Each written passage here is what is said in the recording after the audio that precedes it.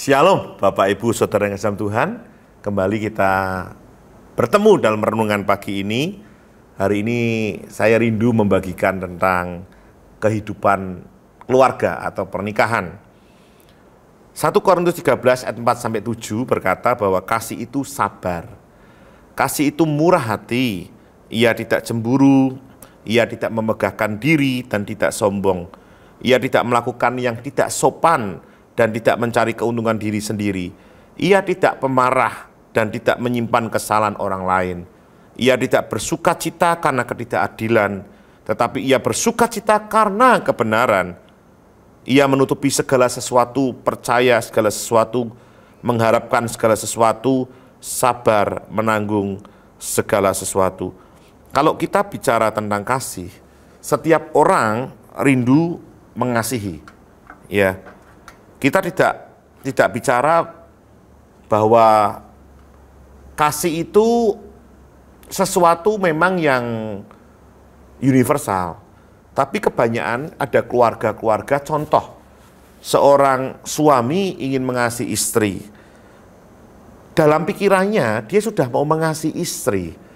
Tapi ketika dia pulang ke rumah, dia jumpai istrinya. Contoh, dia pulang dari kantor, dia capek, dia kerja. Istrinya mungkin bermaksud untuk menyapa. Pak, gimana kerjaannya rame? Suaminya tidak bermaksud untuk menjawab kasar. Tapi ketika pulang, pertanyaan itu sepertinya menuduh dia, kalau tidak rame, aku seperti apa? Gitu. Sehingga menjadikan suami langsung pasang barrier, pasang benteng. Kalau sepi gimana? Loh, saudara pernah enggak kejadian itu? Seringkali. Di dalam keluarga seringkali hari ini terjadi masalah kecil jadi besar, masalah besar meledak karena salah pengertian. Pasti seorang suami rindu mengasihi suaminya, istrinya dengan baik. Istri menghormati suaminya dengan baik. Tapi kasih yang disampaikan ya itu berbeda dengan apa yang dikehendaki. Saya hari ini tidak membicarakan tentang kasih, berbagai macam kasih, tingkatan-tingkatan seperti agape, filio, kemudian eros, storge, dan sebagainya. Tapi saya rindu membagikan satu tentang bahasa kasih. Ya, Gary Chapman, ya, dia menulis dalam bukunya The Five Love Language, ya, dia bicara ada 5 bahasa kasih yang mungkin kita perlu. Ya, saya pernah mengajarkannya kepada teman-teman WB nasional waktu itu, tapi karena ini waktunya terbatas, saya ingin menyampaikan sedikit buat saudara supaya kita mengetahui. Ini bukan hanya kepada suami istri loh, bisa juga ternyata anak-anak kita bahasa kasihnya berbeda. Ya, saya bahasa kasihnya saya sentuhan, saudara, touch. Ya, jadi saya tidak butuh hadiah mahal. Kalau istri saya, Yunike, mau beli hadiah mahal, buat saya itu bukan sesuatu yang menarik. Saya cuma ingin disentuh. Buat saya, sentuhan itu sesuatu yang sudah membuat saya aman gitu. Nah, kadang-kadang orang salah kaprah, saudara. Dia pikir saya dulu berpikir istri saya itu bahasa kasihnya itu adalah hadiah. Ketika saya gajian pertama kali, sebagian yang saya lakukan waktu itu, saya masih kuliah, saya ingat waktu itu yang saya lakukan, saya beli sesuatu, saudara. Ternyata tidak membuat dia suka, saudara. Ya, bahasa kasih seseorang itu berbeda-beda. Ya, saya ingin menyampaikan buat saudara, sekali lagi kalau Bapak Ibu Saudara ingin belajar lebih banyak, ambil aja bukunya ya, The Five Love Language itu ya. Bahasa kasih yang pertama adalah affirmation, kata-kata dukungan. Jadi ada teman saya yang kalau dia diberikan kata-kata dukungan sama istrinya, dia semangat, survive. Tapi ketika dia dengar keluhan-keluhan, dia malah down. Ya, ini yang harus kita tahu. Yang pertama yaitu affirmation, saudara. Kata-kata word of affirmation. Seseorang merasa bahwa dirinya dikasihi kalau diberikan kata-kata positif, dukungan, ya. Dan sebaliknya, kalau kata-katanya cacian, makian, itu akan membuat seorang merasa, aduh aku tidak dikasihi, aku dibenci. Oleh sebab itu, Ulangan 30 ayat 19 berkata, langit dan bumi jadi saksi pada hari ini, kuberhadapkan kepadamu kehidupan dan kematian. Tuhan katakan berkat dan kutuk, Tuhan katakan pilih kehidupan, maka engkau akan hidup, engkau dan seluruh keturunanmu. Jadi kata-kata itu perlu, kata-kata yang positif, kata-kata yang mendukung, kata-kata yang kata-kata yang baik, saudara, sehingga membuat pasangan kita atau anak kita atau orang terdekat kita merasakan kekuatan yang baru. Yang kedua adalah quality time. Lah, ini penting, saudara. Banyak orang berkata yang penting itu quality time. Kalau buat saya pribadi, quality time itu penting, tapi didahului dengan quantity time, saudara. Tanpa quantity time yang baik, tidak akan terjadi quality time. Jadi saudara tidak bisa bilang, aku 5 menit ketemu dengan anakku beres kok punya quality time.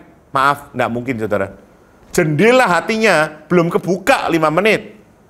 Hari-hari ini kami banyak layani pasangan-pasangan yang bermasalah dengan anak-anak mereka. Ya, saya pertama layani dulu pasangan suami istrinya, kemudian anak-anak mereka kami kumpulin, kita ajak makan, kita ngobrol dari hati ke hati. Kenapa? Banyak anak-anak bermasalah, saudara, dengan orang tua mereka. Kenapa? Tidak ada kualitas time yang baik. Bahkan ada satu waktu itu satu video kecil ya, shot gitu, saudara. Bagaimana seorang anak yang mengumpulkan uang, dia berkata, "Pah, aku pingin membeli waktu papa 1 jam saja." Dia kumpulkan uang di tabungannya, saudara, untuk membeli waktu papahnya. Papa, mama, biarpun kau sibuk, berikan quality time. Bukan hanya untuk pasanganmu saja, tapi juga untuk anak-anakmu. Berapa banyak kita punya quality time untuk keluarga kita. Untuk orang lain, oke, maaf. Kemarin saya ngajar, kebetulan saya bilang kepada hamba Tuhan. Saya bilang, kebanyakan kita punya waktu banyak untuk jemaat kita. Kebanyakan kita punya waktu banyak kepada orang-orang kita layani. Tapi kita tidak punya waktu banyak untuk pasangan kita, untuk anak-anak kita. Mari hari ini, engkau harus punya waktu yang banyak untuk anak-anak kita, pasangan kita, orang-orang yang kita kasih. Yang ketiga yaitu menerima hadiah. Ya, saudara, seseorang merasa dikasih kalau dia diperhatikan lewat hadiah. Ada, saudara, begitu dia terima hadiah, kemarin ada seorang bilang, kalau saya hadiah Pak Freddy, oh ya puji Tuhan, tidak apa-apa. Enak suaminya beliin hadiah aja, istrinya beres, ya toh. Yang keempat, pelayanan, ya, servis, saudara. Dia merasa dikasih kalau dia merasa ditolong, kalau dia buat kopi dibantu suaminya, kalau dia nyiapin ranjang dibantu suaminya, itu dia senang. Ya, kalau istri-istri atau suami seperti ini ada juga loh, saudara, ya. Dia disiapkan, ya. Ya, kemudian yang kelima, yang terakhir yaitu touch tadi. Saya ini, saudara, physical touch. Seorang merasa mendapatkan kasih kalau dia itu dikasihi. Dan ini adalah ekspresi kasih yang kuat. Saudara, kalau pasanganmu atau anakmu mempunyai bahasa kasih touch, kalau engkau tidak mengerti, di touch orang lain berbahaya loh, saudara. Oleh sebab itu, maaf kata, ada juga suami-suami selingkuh. Kenapa? Bahasa kasihnya touch, istrinya tidak pernah touch, tidak pernah meluk, tidak pernah gandeng, tidak pernah jalan bareng, tidak pernah punya satu kepribadi pergi bersama yang menyentuh orang lain. Ya, terjadilah perselingkuhan. Oleh sebab itu, Bapak Ibu Saudara, ingat 5 bahasa kasih yang tadi kita pelajari, ya. Yang pertama, sekali lagi kita ulang, Bapak Ibu Saudara. Yang pertama adalah word of affirmation, kata-kata dukungan, ya. Kata-kata dukungan. Yang kedua, quality time. Yang ketiga, menerima hadiah. Yang keempat, pelayanan. Yang kelima, sentuhan fisik. Sekarang, Bapak Ibu Saudara, ini sesuatu yang mudah kita lakukan, ya. Bapak Ibu Saudara, mari mulai periksa, apa bahasa kasihmu? Oh, bahasa kasihku ini. Bahasa kasih suamimu apa? Istrimu apa?